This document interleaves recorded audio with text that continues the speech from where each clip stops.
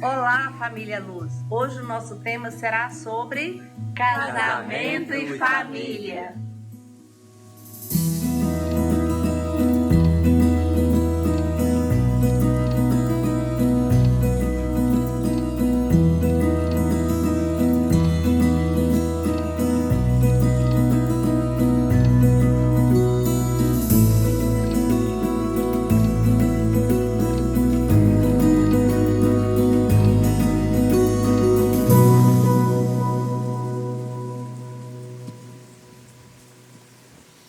Meus amados, quero indicar aqui alguns livros que nós temos aqui na livraria, para você que deseja investir no tema família para o seu lar. A questão digital, como a gente administra tantas telas e tantos desafios do mundo digital, da era digital dentro do nosso lar. Então tem um livro fantástico, Sabedoria Digital para a Família. A questão da intimidade sexual do casal, a base bíblica, como isso deve ser uma fonte não de problemas, mas de renovo para a vida familiar. Então tem dois livros tremendos aqui, Intimidade Sexual no Casamento, como também o do Paul Tripp, Sexo e Dinheiro. Duas coisas assim, boas e importantes, né, irmãos? Mas que dá confusão danada na vida de muita gente. Soluções do Amor, não é? Do Gary Chapman, Vencendo Barreiras no Seu Casamento. É um livro também mais geral dos problemas contemporâneos que as famílias têm enfrentado. E aqui duas obras ligadas à criação de filhos. A criação de filhos no poder do Evangelho. Então, como que a gente apresenta o Evangelho para os nossos filhos? Tá bom? É da nossa editora, a editora presbiteriana Cultura Cristã, e pela editora Fiel, um clássico do Ted Tripp, Pastoreando o Coração da Criança. Esse livro está aqui assim, mais de 100 mil livros vendidos no Brasil. Na verdade, isso aqui já estourou muito mais esse número, porque tem sido um clássico que tem auxiliado os pais sobre como eles devem pastorear o coração da criança. Isso aqui está disponível na livraria, você pode adquirir e vai abençoar a sua casa. Diríamos assim, rápido resumo do que nós tivemos na semana passada sobre ser família. Nós vimos na Gênesis da família 7 princípios, 7 realidades que marcaram o surgimento da família. E nós condensamos isso numa declaração. Família é o núcleo base da sociedade, criada por Deus para espelhar a sua imagem e tem como propósito original glorificar a Deus através do cumprimento de seu chamado. Sua base está firmada na aliança com o Criador, a partir da união entre homem e mulher e seus filhos, gerando complementação, correspondência e intimidade. Ou seja, família é um projeto fantástico, é um projeto belo.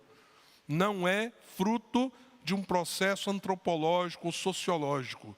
É um projeto desenhado por Deus e é um projeto fantástico. Mas por que as coisas muitas vezes não acontecem como nós gostaríamos? Porque nós temos tantos problemas em família, nos nossos relacionamentos mais íntimos. E aí nós vimos Gênesis 3, a questão da queda, como ela afetou a família. Vimos a tática de Satanás desde o princípio, em que ele distorce a verdade, nega a verdade para se opor à verdade, e com isso ele atrai os nossos sentidos, não é? Lembrando, por exemplo, da mulher, vendo a mulher que o fruto parecia ser bom ao paladar, não é? Ver, não é?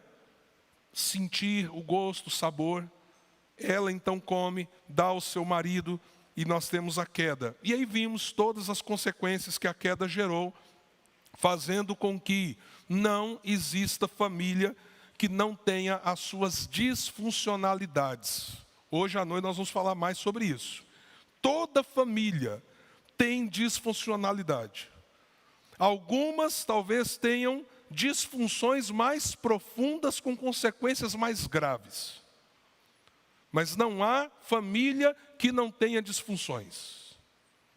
Mas ao mesmo tempo, aquele que está fazendo de nós nova criatura, está fazendo de nós também como família uma nova criação.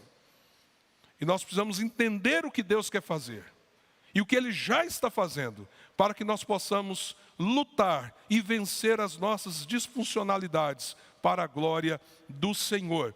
E nessa manhã nós vamos avançar pensando então como lidamos com os papéis dentro do nosso lar. Esse é um tema extremamente controverso nos nossos dias. Inclusive o texto que nós vamos ler, recentemente uma jornalista sugeriu que a Bíblia precisava ser reescrita por causa desse texto aqui. E ela ainda disse assim: eu não aceito o que está na Bíblia, isso aí está errado. E ela disse: ainda mais porque quem paga os boletos lá em casa sou eu. Então, eu não aceito isso aí, eu sou contra isso que está na Bíblia. Uma jornalista. Então, é algo que há grande barreira. Em parte, por falta de entendimento das Escrituras. Por falta de entendimento. Mas, em boa parte, não é só falta de entendimento. É porque nós vivemos um tempo em que a rebelião é uma marca.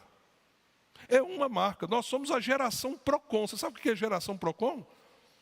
A gente reclama de tudo. A gente reclama de tudo. A nossa paciência é zero. Tem irmão que eu fico olhando assim, a pessoa parece ser tão mansa, mas quando ela entra num comércio, demora ali alguma coisa um pouquinho, já começou? Pelo amor de Deus.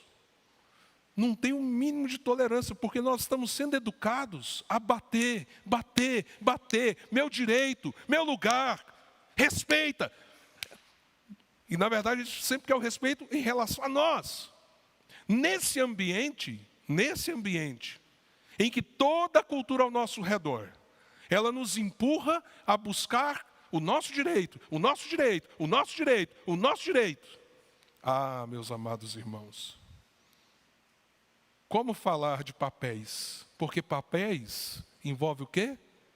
Deveres. Ninguém está querendo ouvir falar sobre deveres. A gente quer ouvir falar sobre direitos. Mas você ama Jesus e o seu coração é diferente, amém? Então hoje você quer ouvir o que o Senhor Jesus tem a dizer para você. E é isso que importa. Então vamos para a palavra. Efésios, capítulo 5, a partir do verso 22, até Efésios 6, verso 4. Mulheres, sujeitem-se cada uma a seu marido, como ao Senhor, pois o marido é o cabeça da mulher, como também Cristo é o cabeça da igreja, que é o seu corpo, do qual ele é o Salvador. Assim como a igreja está sujeita a Cristo, também as mulheres estejam em tudo sujeitas a seus maridos. Maridos, ame cada um a sua mulher, assim como Cristo amou a igreja e entregou-se por ela, para santificá-la, tendo-a purificado pelo lavar da água mediante a palavra, e para apresentá-la a si mesmo como igreja gloriosa, sem mancha nem ruga ou coisa semelhante, mas santa e inculpável. Da mesma forma, os maridos devem amar cada um a sua mulher, como ao seu próprio corpo. Quem ama a sua mulher, ama a si mesmo. Além do mais, ninguém jamais odiou o seu próprio corpo, antes o alimenta e dele cuida, como também Cristo faz com a igreja. Pois somos membros do seu corpo. Por essa razão, o homem deixará pai e mãe, e se unirá à sua mulher, e os dois se tornarão uma só carne. Este é um mistério profundo. Refiro-me, porém, a Cristo e à igreja. Portanto, cada um de vocês também ame a sua mulher como a si mesmo, e a mulher trate o marido com todo o respeito. Filhos, obedeçam aos seus pais no Senhor, pois isso é justo. Honra teu pai e tua mãe. Este é o primeiro mandamento com promessa, para que tudo te corra bem e tenhas longa vida sobre a terra. Pais, não irritem seus filhos, antes criem-nos segundo a instrução e o conselho do Senhor. Há uma série de estudos que têm sido feitos a respeito das etapas de um relacionamento conjugal. Quais são as etapas que um casamento passa, atravessa? E em 2001, 2 cientistas, inclusive cristãos, mas cientistas do comportamento, eles chegaram a algumas conclusões a partir de muitas pesquisas. Primeiro, que os matrimônios, os casamentos, passam basicamente por 2 grandes etapas. A primeira etapa é a etapa do que eles chamam a fase da paixão.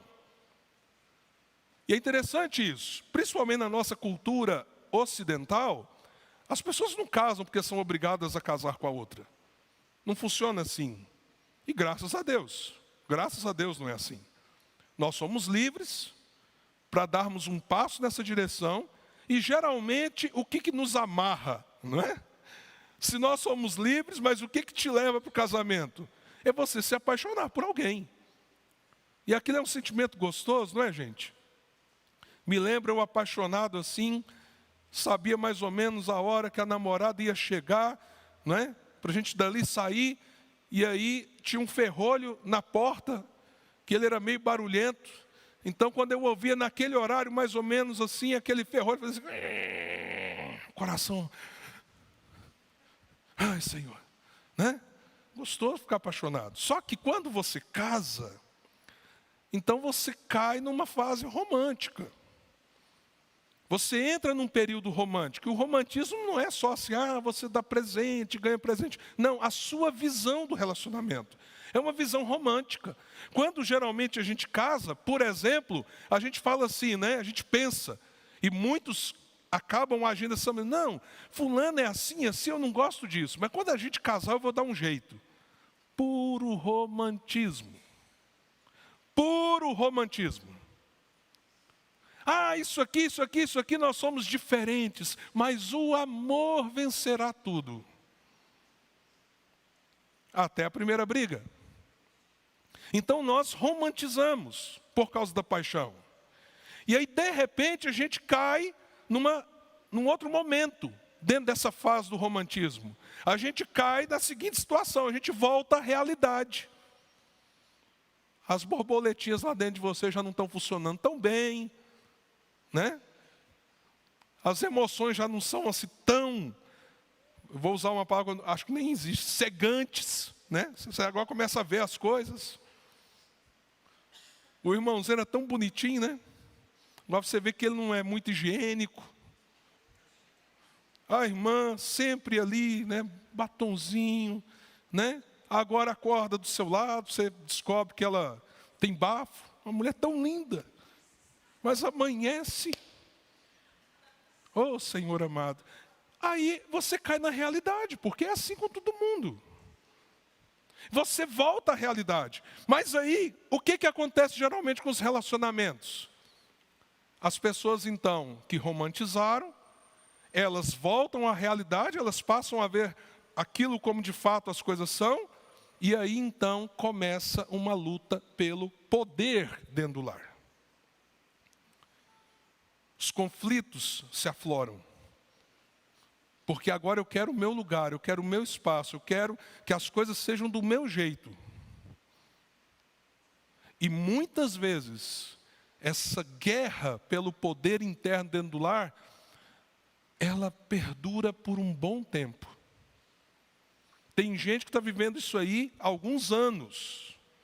E isso gera uma coisa muito perigosa. Desilusão. Por quê? Porque você construiu um relacionamento criando determinada expectativa. Aí você caiu em si, as coisas não são daquele jeitinho que você imaginou. Aí agora vocês estão em pé de guerra, porque cada um pensa de um jeito, as convenções não estão funcionando.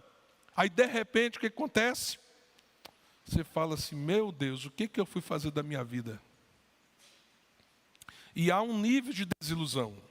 É claro que isso vai variar em intensidade muito entre um casal e outro. Porque cada pessoa tem uma criação, cada pessoa tem uma experiência. Mas é quase inevitável que nós passemos pela fase da paixão. Nesse ponto, se você não entrar numa outra fase, a possibilidade do seu casamento acabar é muito grande. Você romantizou, você percebeu que as coisas não são do jeito que você pensou, a vida conjugal é bem diferente do que você imaginava, a pessoa que está do seu lado, você já não olha com tanta admiração para aquela pessoa, e aí vocês começam a ter conflitos por causa dos interesses de um, dos interesses do outro, a desilusão vem, e aí, se as coisas não passarem para outra fase, a possibilidade desse casamento morrer é muito grande. E qual é essa outra etapa? É quando a gente descobre de fato o que é amar. O que é amor. E paixão e amor não são a mesma coisa. Quando a gente consegue superar, então, a fase da paixão que desemboca na desilusão, a gente começa, então, a construir algumas coisas. Por exemplo, nós começamos a entender responsabilidades. E é por isso que esse texto é tão importante. Quando você sai do pé de guerra, e você, inclusive, consegue vencer a desilusão, você começará, se você progredir, a amar a pessoa como Deus a fez. Você vai desistir de transformar aquela pessoa no seu projeto para ela. E você vai começar também a pensar, e eu? Será que também o meu cônjuge não está desiludido ou desiludida comigo?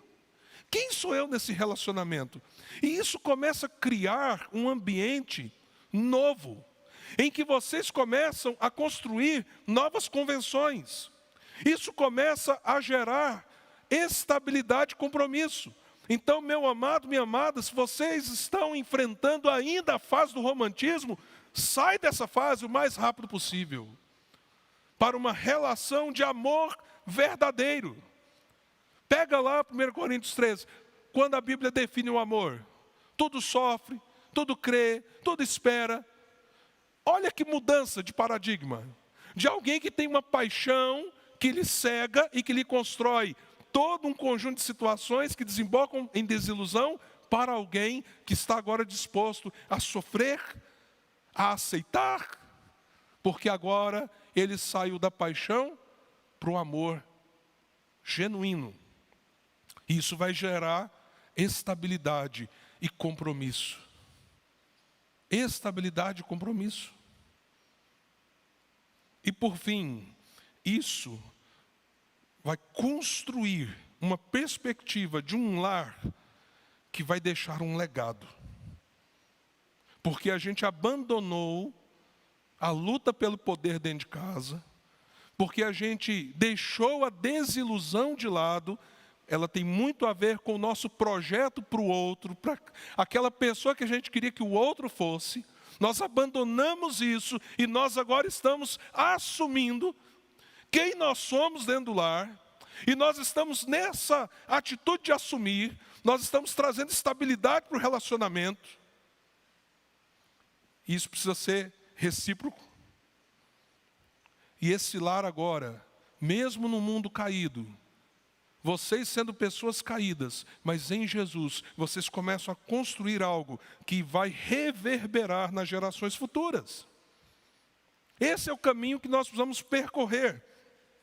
E aí nós vamos ter que construir algumas tarefas em comum. Por exemplo, nós precisamos construir acordos em parceria.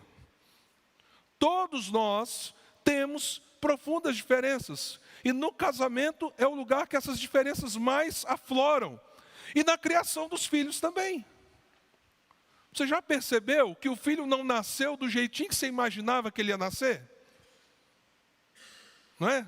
Quem é que às vezes sonhava tanto em ter um filho? Às vezes você sonhava aquele menininho quietinho, né? Obediente, inteligente, só tira nota boa. Não é? E às vezes Deus mandou para você um furacão. O menino não para. Você vai a alguns lugares e fala, meu Deus do céu, eu estou passando vergonha. E você está tentando corrigir e o negócio não está funcionando. Ou de repente você pensou, não, vai nascer um menino, né, mais extrovertido, uma menina, né, que vai no colo das pessoas. Aí de repente você chega, né, e vai o vovô, vem cá, meu vovô. Dá só um beijinho. As pessoas são diferentes. Os nossos filhos são diferentes. Então nós precisamos estabelecer acordos.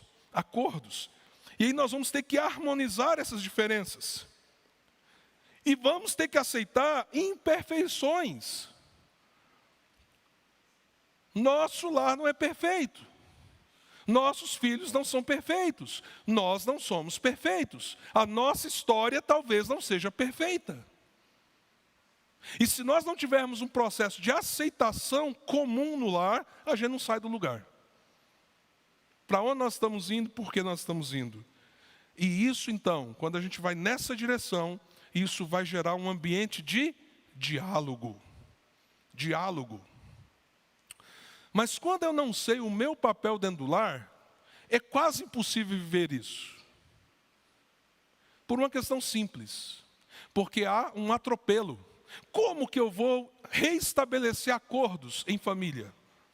Desde como nós vamos gastar o dinheiro, até sobre determinados temperos. Eu estava pensando nisso. Gente, eu espero que a Anaí não assista essa parte. Quem gosta aqui de folha de louro no feijão? Levanta a mão. Eu sempre, se tiver, eu vou jogar fora na hora. Eu sei que não é para comer a folha, mas eu não gosto muito do sabor.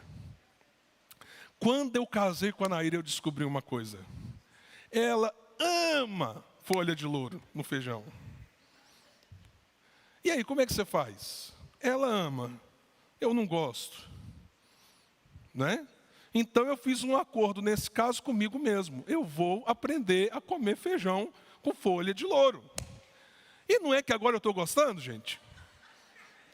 Então você veja, não é fácil viver junto, não é fácil construir uma vida juntos, porque nós temos muitas diferenças, então a gente tem que construir acordos, a gente tem que harmonizar diferenças, nós temos que aceitar as imperfeições para lidar com elas. Mas como fazer isso se eu não sei quem eu sou dentro do lar?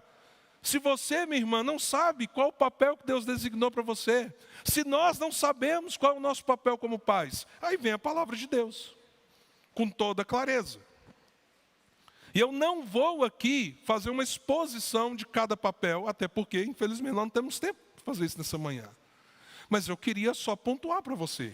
O grande segredo para a gente saber lidar com a questão dos papéis está no texto anterior.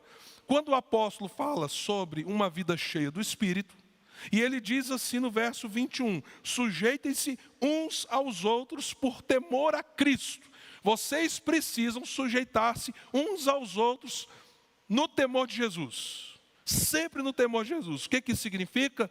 Que a gente se sujeita, a gente aceita, a gente trabalha o nosso orgulho, a nossa dureza de coração, desde que nós não sejamos levados pelo cônjuge, pelos filhos, a pecar contra Deus. Porque nesse sentido, a Deus deve ser a nossa sujeição plena. Deu para entender isso, pessoal? Um dia um menino chegou no meu gabinete pastoral em crise. O pai, que tinha uma cultura lá do interior, antiga, o pai dele tinha feito isso com ele, disse para ele, menino, eu vou te levar numa casa de prostituição, porque hoje você vai virar homem.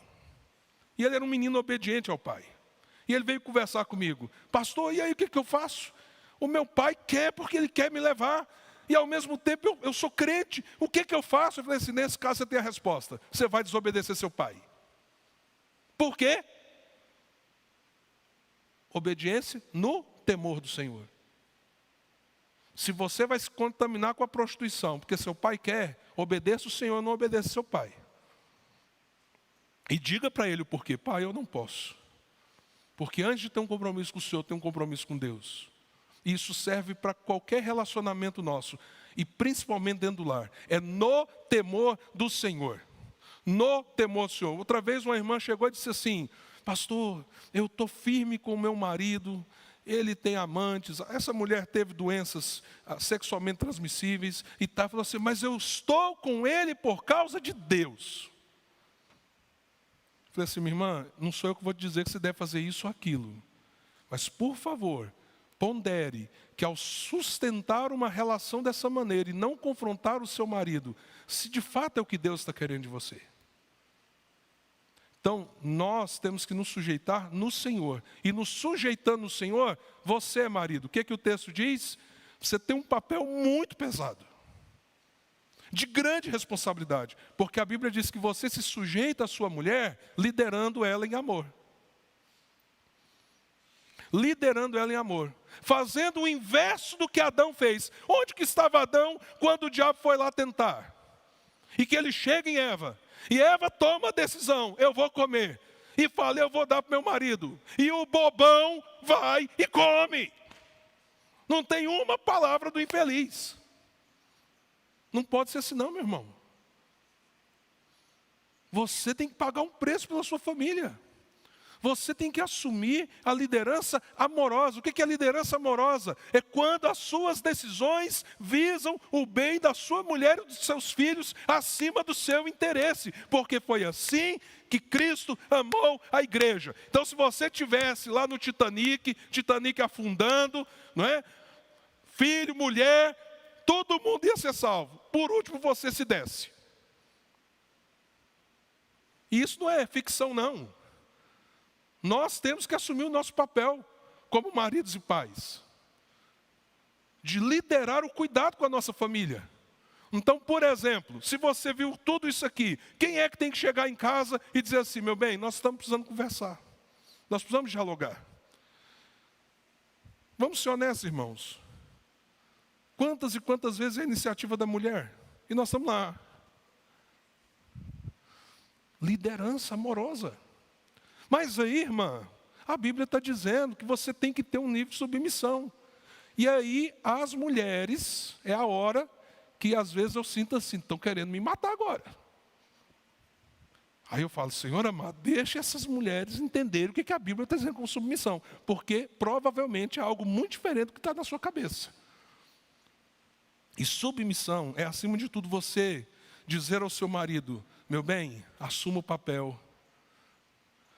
Eu estou aqui para auxiliar você, cuidar de você e também sustentar os laços da nossa família.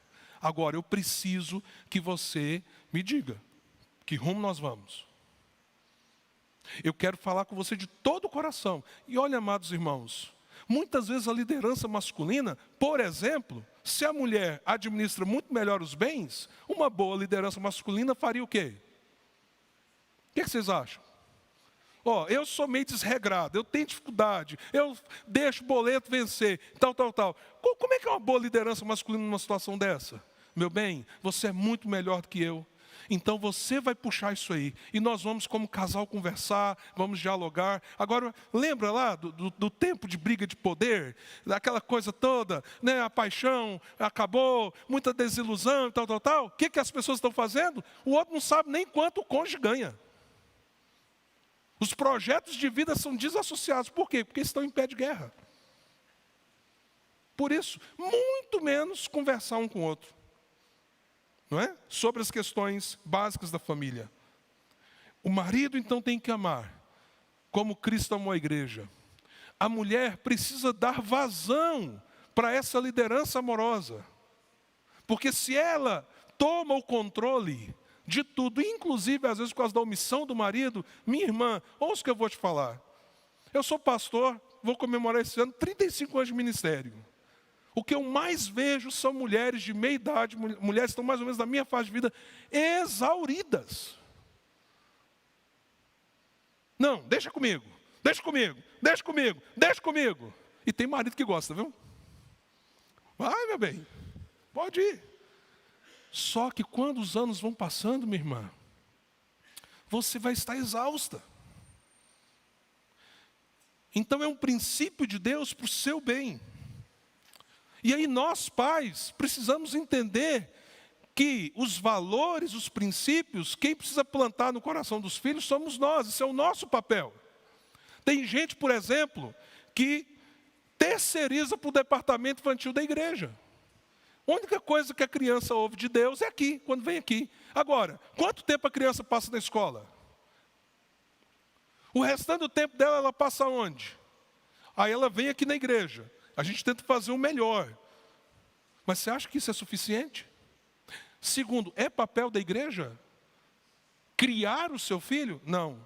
Papel de vocês, pais. A igreja ela é solidária, ela é um braço extremamente importante para apoiar você nessa tarefa, mas não pense que a igreja é a responsável para criar os filhos na disciplina do Senhor. A igreja coopera e tem que cooperar mesmo. Ministério infantil tem que ser o melhor lugar da igreja. Mas isso é insuficiente. E não é o papel nosso, igreja local, diríamos assim, resolver o problema da criação dos filhos. Nós cooperamos. E filho, você tem que honrar o seu pai e sua mãe. Você está vendo como é que vai fluir, por exemplo, um diálogo dentro de uma casa, se a gente respeitar essas coisas? Maridão, chama a família, em amor. Inclusive, se o pessoal te der umas duras, ouve, não reage não. Não, pai, porque é você, pai, não sei o quê. Ouve, pondera. Se está sendo injusta a crítica, volta e dialoga depois. Mas puxa a sua casa. Minha irmã, respeite o seu marido. Porque se ele te ama em Jesus, por exemplo, ele vai querer o seu desenvolvimento, ele vai querer ver você crescer como ser humano de uma maneira plena. Mas assim, enche um pouquinho a bola desse homem. Vocês viram o vídeo que nós passamos semana passada? Né? A mulher lá com medo do marido morrer, deu uma dura nele, mas depois, na hora H, ela chegou lá e falou assim, né? Você é o bulldog de não sei o quê, você é não sei o quê, e você é o campeão do meu coração. Aí eu perguntei aqui domingo passado, como é que esse cara subiu no ringue? Eu que não queria lutar com ele. Porque a mulher o encorajou. E eu quero terminar falando sobre os filhos. Eu já, inclusive, estourei meu tempo. Eu peço desculpa aos professores da Escola Bíblica para a Vida. Tem um irmão aqui que eu gosto, amo ele demais. E ele falou assim para mim, pastor, inclusive ele está aqui com a gente, vocês não vão saber quem é não. Para de curiosidade, que eu não vou falar. Aí ele falou assim, pastor, eu estou numa guerra porque meu filho está querendo usar brinco. E eu tenho dificuldade de aceitar isso. E os dois, graças a Deus, não brigaram por causa disso, mas pediram meu apoio. Então eu vou lá conversar com o menino. Não vou também mostrar o tamanho do menino, senão vocês vão matar a charada. Fui lá conversar com o menino. E aí, para um cristão, pode, não pode, é bíblico, não é bíblico, papapá. E aí talvez eu tenha uma posição menos dura do que os irmãos imaginam. Mas aí eu disse o seguinte para esse rapaz. Falei assim, filho, você tem que se perguntar, o que isso vai te dar? Mas você tem que se perguntar, o que isso vai te tomar? Por exemplo, você acha que seu pai vai se sentir honrado? Não, pastor. Vale o preço? Só perguntei isso. Vale o preço? Eu não sei se está usando ou não está usando hoje, mas eu sei que a decisão daquele rapaz foi, eu não vou usar. Não é porque é certo ou errado, se culturalmente a gente pode, não pode, biblicamente. Eu não vou usar, porque eu vou honrar meu pai. Isso vai trazer tristeza para o coração dele. Então, eu abro mão. Você está entendendo o que é papel de filho? Honrar o seu pai e a sua mãe é algo muito, muito, muito importante e que é abençoador. Honra, porque o Senhor vai prolongar os seus dias, e quando diz prolongar, ele não é só cronologicamente, não. Ele vai abençoar você, porque você honra o seu pai e sua mãe. Vamos resgatar os papéis dentro do nosso lar. Vamos ter coragem de viver isso. Isso é contracultural, mas vamos viver isso.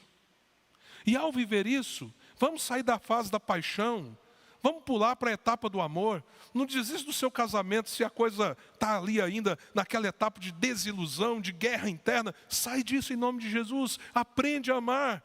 E amar significa você respeitar o outro como ele é, significa você, inclusive, saber das suas responsabilidades, significa você reestabelecer uma convivência mais equilibrada, onde o diálogo será possível. Que Deus abençoe você, abençoe sua família. Vamos orar? Senhor, pega essa palavra e aplica no coração de cada um aqui conforme o desejo do Senhor. A tua escritura diz que a tua palavra nunca volta vazia. Que nesta manhã ela frutifique nas famílias desta igreja. É a minha oração, Senhor, em nome de Jesus. Amém. E agora, meus amados irmãos, que a graça do nosso Senhor e Salvador Jesus Cristo, o amor de Deus, o nosso Pai, as ternas consolações do Espírito Santo estejam sobre todos vocês, não apenas hoje, mas para sempre. Amém. Maranata, ora vem, Senhor Jesus.